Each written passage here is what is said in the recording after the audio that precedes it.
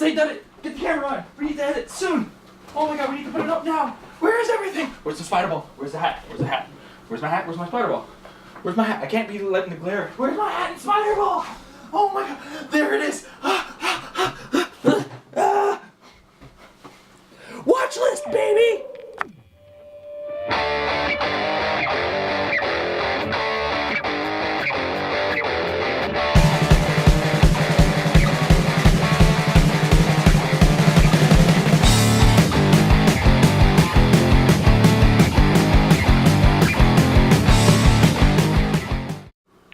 The watch list is fixed.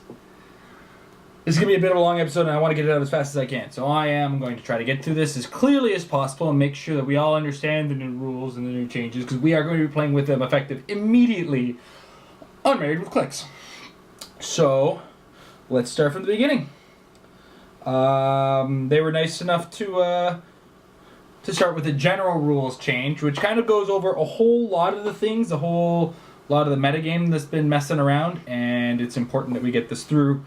The first thing that they added was a general rule, which says each time a character makes an attack in a turn after their first, their damage value is modified by -1 until the end of turn, minimum 1. So, what does that mean? That means duo attack and multi-attack are going to lose that clause on there, and multi-attack gets better, because multi-attack was originally the character who makes the multi-attack gets -1 damage, not just -1 after an attack. So, multi-attack got better as a result, but that also means that team bases get worse. And that's the first thing they did to team bases, because this carries on into more, but we're going to go into this specifically. They're also changing the wording on Flurry so that it isn't affected by this, as they don't want Flurry to be affected by this. Flurry is still going to be a powerful power. Let's go on. So yeah, we discussed that. Still subject to the rule of 3. So if somehow you're getting 5 attacks in a single turn, the most you're going to be subtracted by is -3. You got to be doing some major damage to have -3 go. So I don't see that as a thing. But let's go back. Let's go into what they said specifically in the next part, which was team bases. I'm not going to read that for verbatim. This is on Heroclix.com, where you will see an article called the Heroclix Watch List Upcoming Link is changes. on our Facebook. Link is on the Facebook. So if you're following us on Facebook, you've probably already seen this link. Our Facebook's down below if you want to like us on Facebook. Carry on. Team bases. They are no longer 1 action per 100 points. They are now 1 action for every 200 points, or fraction thereof. So if you're doing a 300-point team base, you're still getting 2 actions. If you're doing a 250-point team base, you're still getting 2 actions. But, you know, when you're playing a 600-point team base, this is where you start to see the diminishing returns on this, and you're seeing 3 attacks for a 600-point team base.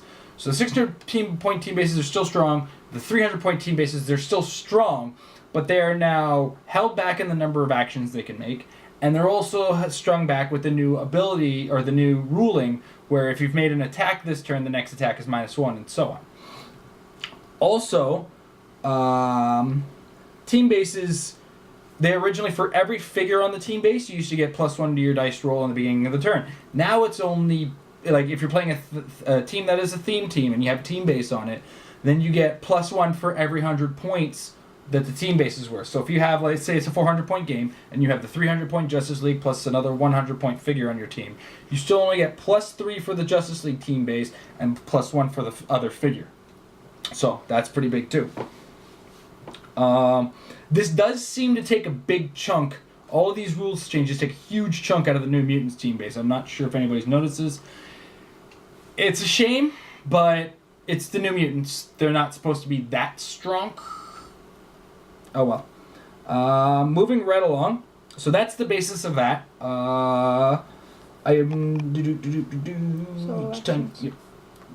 So next up, Shatterstar.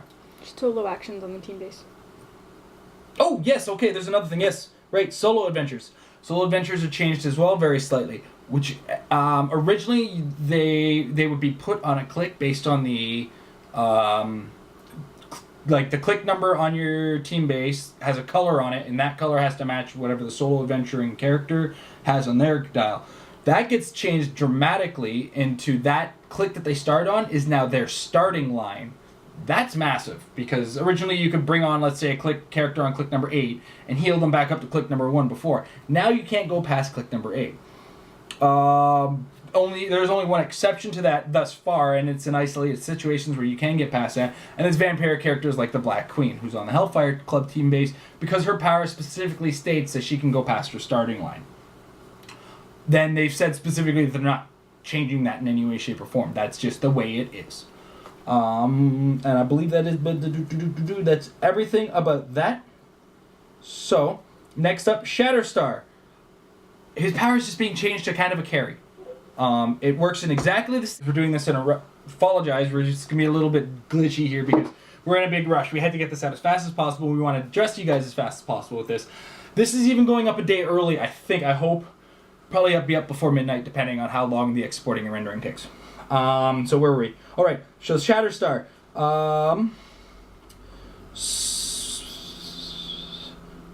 Okay, so the Shatterstar is being changed so that the character being teleported with Shatterstar, it's still the same thing except the character that's being changed or teleported can't be given a non-free action. Cool, it's a big carry now. Huge carry. Moving on, Batmite. They were talking about his power where he gets to move a character next to him. Now, that wasn't such a huge differential maker, but I still have to go back and look at my video from before to see how they have to make changes to that. I'm pretty much 0 for 3 right now on how to make changes to the ruling, but this was up to them, not me. I think I was right about Batmite, though, where they changed the power from just being a 1 that deals damage to the character being teleported to a 1 or a 2. Now, what that means is you now get, like, the character that you're doing it, that you're moving to Batmite and allowing to take an action, can only do so on a 3 to 6. On a 1 or 2, he takes damage. That's enough. That's more than enough. I mean, it makes it a 1 in 3 fail chance as opposed to a 1 in 6. Those odds are pretty drastic. Next up, the Heroes for Hire ATA. Now, everything about it gets changed to nothing. No, there is one pretty drastic change, and it's you can only now make a close combat or range combat attack.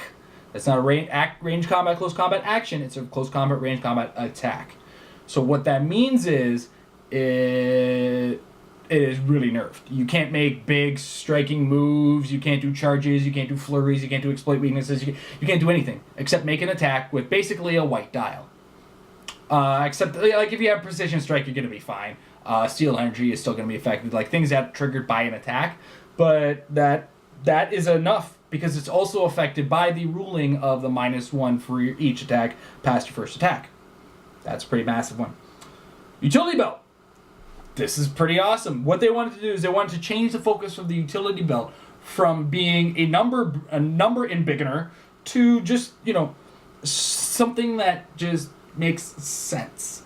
So prep time now allows you access to any click that doesn't have a power. Now, I'm not specific as to the wording as to whether or not that includes one of the special powers of the utility belt, which is where the +1s are. But this definitely nerfs all of the +2 powers, so you will not be prep timing 2 +2 and flurry anymore. That's a pretty big change if you ask me. Also, there was a loophole where if you were given an attack as a free action, like for instance if Heroes for Hire, you wouldn't have to roll and be stuck still on that +2 dial.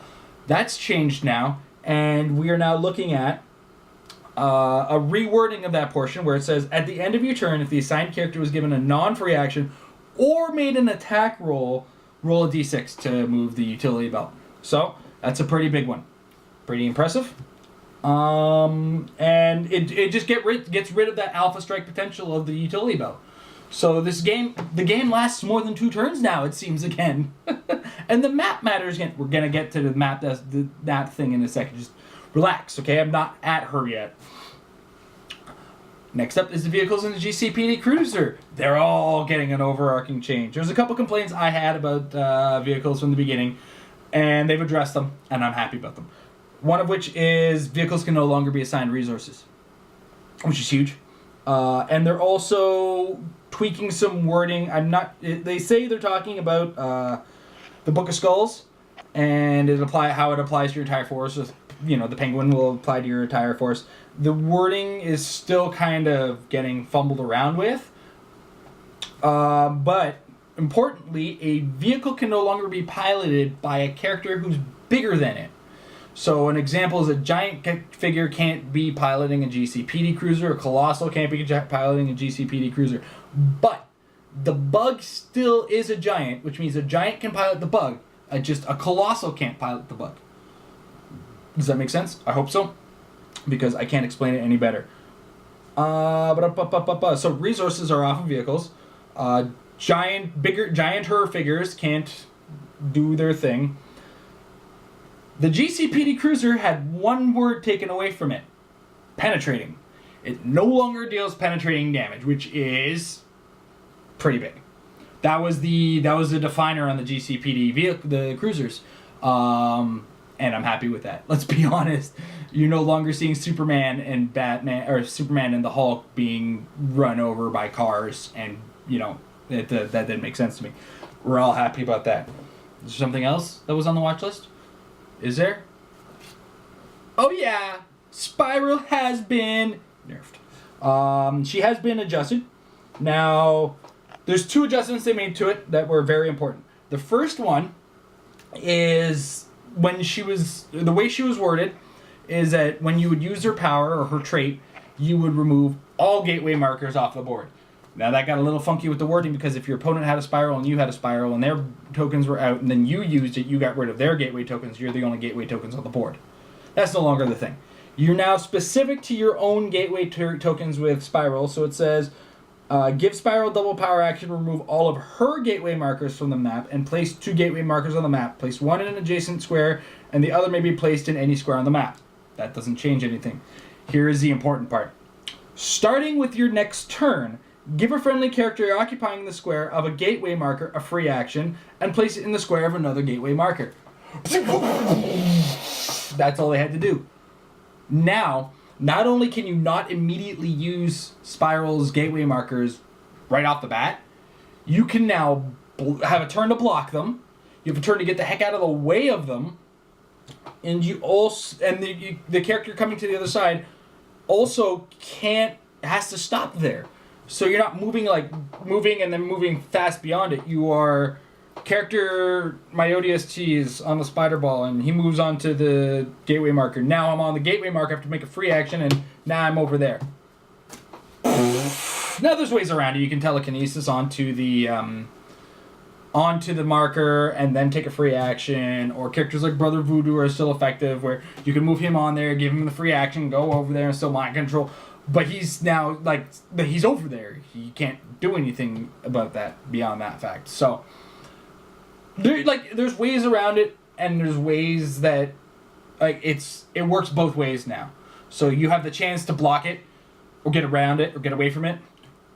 But you also have the chance to get around the restrictions of it still.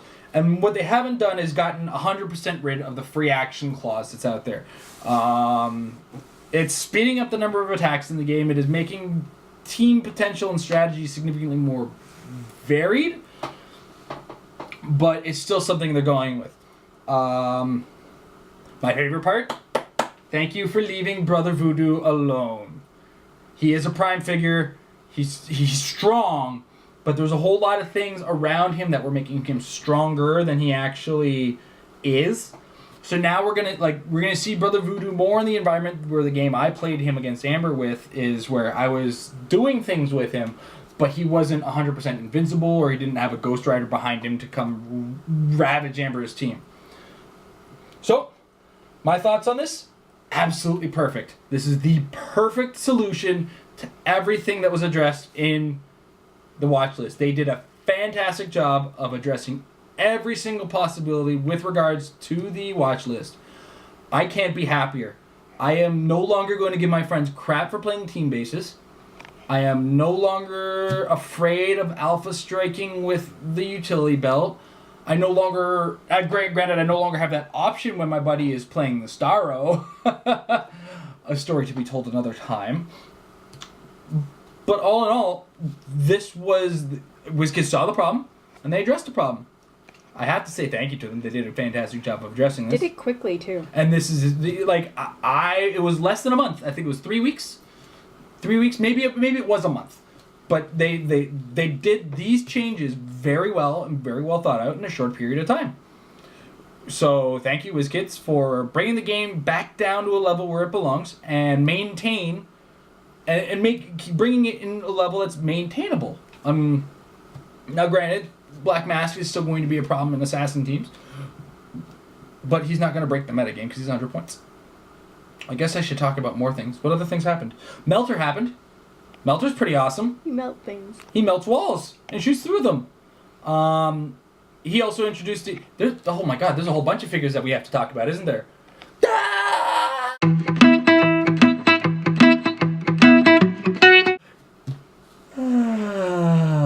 Thanks for the Valium. Okay, let's get serious though. Some more Invincible Iron Man figures have shown up. We've seen the Absorbing Man and Titania duo figure. Me and Amber are going to you're going to probably see us punch each other over that figure. It is freaking awesome. 250 points duo figure with the new rules. Amazing. It comes with the Wrecking Crew ATA rules on it. The Wrecking Crew is cool, but they also have the Masters of Evil team ability, which is mega because they effectively have colossal stamina. I think the Injustice League needs that now, guys. I actually haven't seen a figure with Injustice League come out in a little while. I don't have the dial in front of me, but I liked it.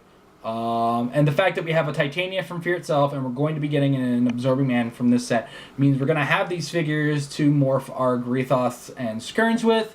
We're going to have these figures to split and merge with the two. So, exciting times. I also like both figures. They're kind of neat. Overall, they have some neat powers, a lot of plasticity and charge at the same time, super strengthy kind of stuff. They get to create objects. Absorbing Man gets really awesome. So we're big fans. Also been previewed from Invincible Iron Man, like I said, Melter, another Masters of Evil figure. Also comes with the ATA of Hammer Industries. Wow, Hammer Industries is pretty awesome. Now, let's get with Melter. Melter is specifically an anti-armor, anti-robot figure. He gets +1 attack, +1 damage against armor or robots. One or the other. One or the other, sorry. And the Hammer Industries ability, which allows you to use Perplex on any character on your team with armor, Hammer Industries, or robot, but can't affect their damage. 5-point ATA, that's pretty balanced. Pretty balanced. I should really do you guys the favor of looking up the Wrecking Crew while I'm doing this. So we're going to just keep rolling along. What else has been shown? AVX, you see the first figure. It's Cyclops. Holy shit. I thought they were going backwards with Cyclopses, to be honest, with the Wolverine and the X-Men Cyclops. I have been completely proven wrong in that sense, as the new Cyclops is amazing. His keywords are only Ruler and X-Men, but X-Men's a strong enough one, obviously, going into this tournament. He has a leadership ability that ignores point values when using leadership. He has improved targeting, destroying and ignoring blocking terrain, and can shoot out of base. That's Cyclops. I mean, his power, his thing comes out of his eyes. He shoots things out of his eyes. Wherever he looks, he shoots. So he doesn't have to be looking at some... You get what I'm getting at, right? He's also got Sharpshooter, also equally amazing. He's playable at, I believe it was 150 and 110 points. 150 and 100 points. He's got a white power, which gives him Force Blast and Running Shot. And when he uses Running Shot, he can use Force Blast as a free action. So, now catch this. He can Running Shot into base with somebody, shoot somewhere else or that guy, and then subsequently use Force Blast on the guy he just came into. He is awesome. And his ability on the X-Men AVX team base is this character has leadership. When they do and roll a 6 to use the leadership, they remove an action token from themselves. All in all, best Cyclops ever made, hands down. And he's all mine. Yes, because he's going to be packaged in the starter. We might end up having to get 2 sets of each starter because Amber doesn't share nicely.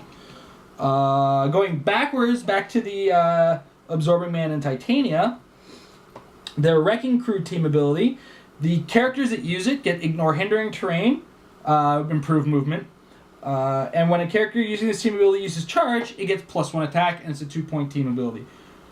Probably means the Wrecking Crew is going to be an invincible Iron Man. That's a given. So we can count on them being there, and we can probably count on them now having Charge. They're bruisers. Give the bruisers a charge. Am I right? The Absorbing Man and Titania themselves, they have Ignore characters and Ignore Hindering.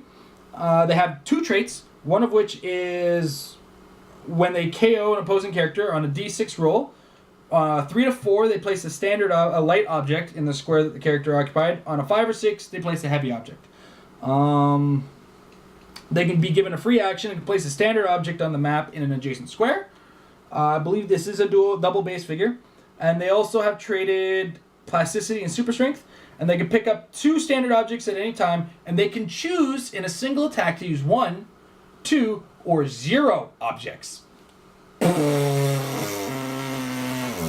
Amazing. Then they also have a white damage power, Blaze Claws and Fangs, Close Combat Expert. When they use duo attack, they can use one of the powers in the first attack and the other power in the second attack. That's pretty cool. So, all in all, so far Invincible Iron Man is just looking mind-blowing. It's the kind of set me and Amber get really excited about, where it's not the Iron Man who's exciting us, it's everybody else, and everybody else is awesome. That's been it for previews that are non-comic, that are comic characters. We've seen some non-comic characters, but we're not going to talk about them on this. We have to get this up and get you guys... We got to get the conversation going. We got to spread the word.